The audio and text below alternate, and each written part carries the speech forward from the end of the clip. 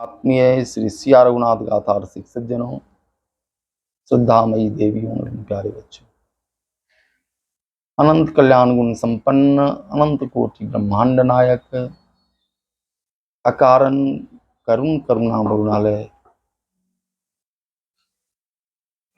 असरन शरण आरति हरण सर्वतंत्र स्वतंत्र सर्वाधार सर्वेश्वर श्री दशरथनंदन श्री कौशल्यानंद वर्धन भगवान श्री राम भद्रजू एवं विदेह राज वैजयंती जनक दुलारी सिया सुकुमारी सूर्यजू की महती कृपा से जीवन का चरम फल सत्संग हम लोग प्राप्त कर रहे हैं।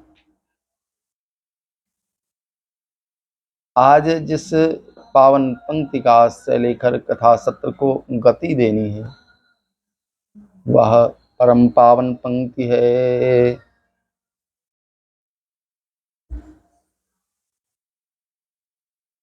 उपजहि एक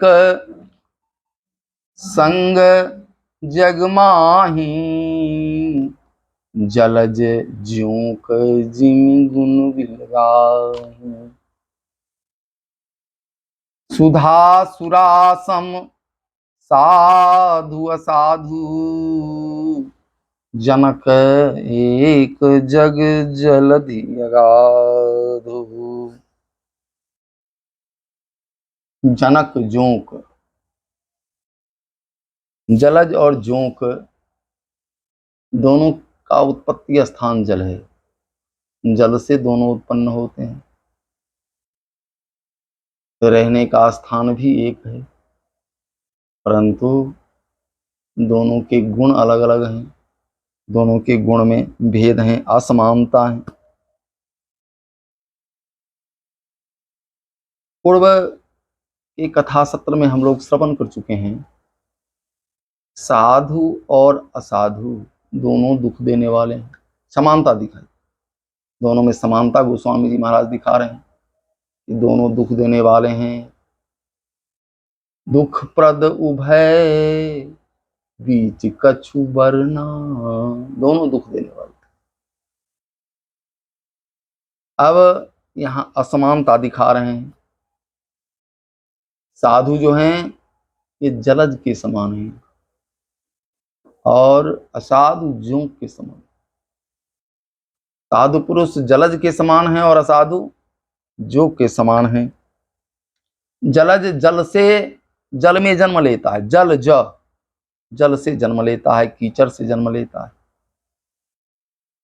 परंतु जल से निर्लिप्त रहता है। जल में उसकी कोई वासना नहीं रहती, जल से बिलग एकदम ऊपर दिखता है। पदुम पत्र जिमि जग जल जाए जे बिरंच निर्लेप उपाय। विधाता ने जिसको निर्लिप्त भाव से जन्म दिया, लेकिन जो निर्लिप्त भाव से संसार में संत के समान रह रहे हैं, यह गुण जलज में है। दूसरा जोंक, जोंक जल में लिप्त रहता है। कमल जल में जन्म लिया, लेकिन जल से बिलग निर्लिप्त भाव से रहता है, और जोंक जल में ही डूबता उतराता रहता है। इसी तरह जो खल हैं वे विषय भोगों में डूबते उतराते हुए दुख सुख प्राप्त करते रहते हैं। उनका जीवन दुख सुख मिश्रित होता है, और संत आनंद में डुबकी लगाते हैं, आनंद में मस्त रहा करते हैं। जलद जोंक जिमि गुण बिलगाही। जलज सुखदाता है, सुख देने वाला है, और जोंक दुखदाता है। जलज सुखदाता कैसे है? कमल को सूंघने से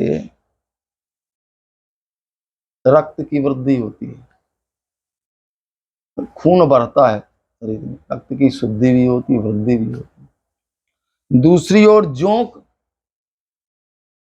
जब पकड़ लेता है तो खून चूसता है, आपके शरीर में खून घटेगा उससे। लेकिन जलज क्या करता है? जलज माने कमल, कमल खून में वृद्धि करता है सूंघने से, इसलिए कमल की इतनी महत्ता है। तीसरा जलज अपने इस सद्गुण के कारण जगत में सम्मान पाता है। जगत में सब जगह कमल खाद देवताओं के सिर पर चढ़ता है। ताते सुर सीसन चढ़त, देवताओं के सिर पर चढ़ने का सौभाग्य प्राप्त होता है, लोग फूल भगवान चढ़ाते हैं। और दूसरी तरफ जो जोंक है, यह क्या करता है, जो घाव होता है उसमें पकड़ लेता है, फोड़ा फोड़ा में पकड़ लेता है और उसका दूषित रक्त चूसता है। यह अवगुण जोंक में है, रक्त चूसता है।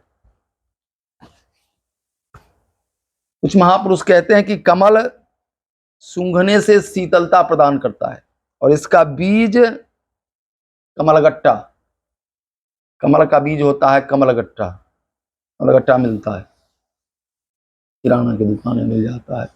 तो कमलगट्टा जो है, इसको खाने से भी रक्त की वृद्धि होती है।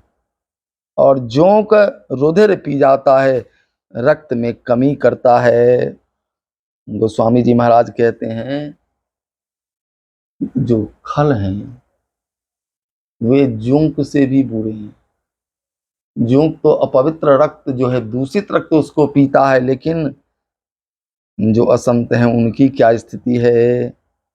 जोंक जय जय, जोंक सूधि मन कुटिल गति, गोस्वामी जी महाराज दोहावली में कह रहे हैं जोंक सूधि मन कुटिल गति, जोंक चलता तो कुटिल है, ऐसे ऐसे ऐसे ऐसे कुटिल।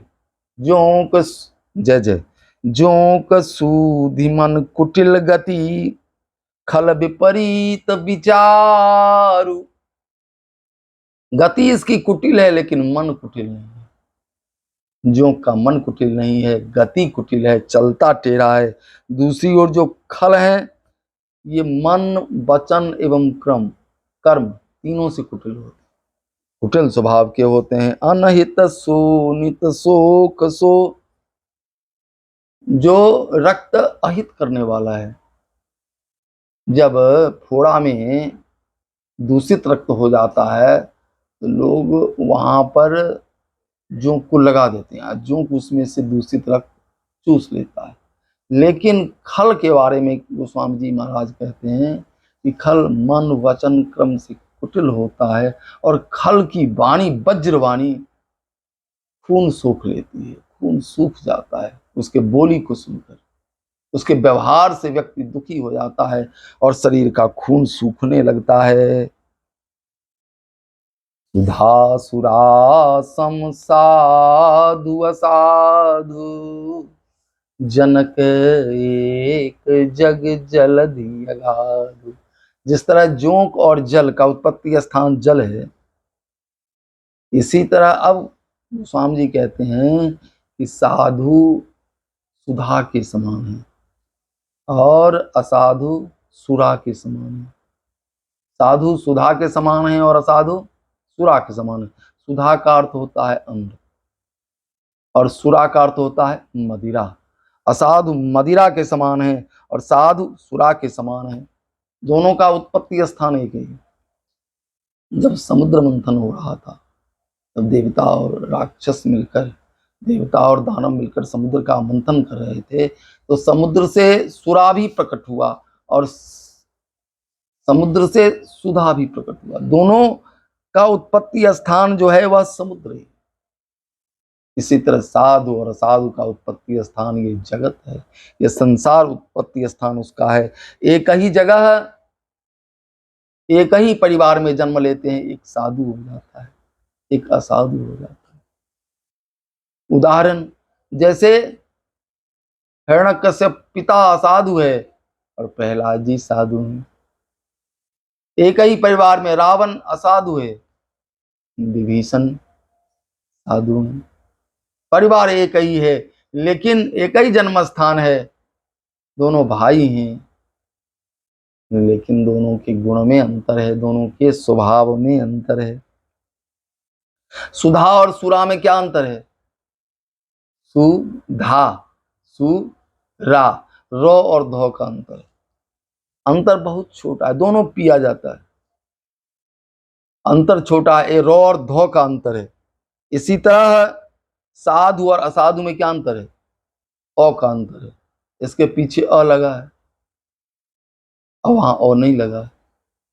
साधु और असाधु में भी एकदम थोड़ा अंतर है। तो ये भेद जो है गुण के कारण है, लक्षण के कारण है। जन्म स्थान के कारण कोई साधु और असाधु नहीं होता।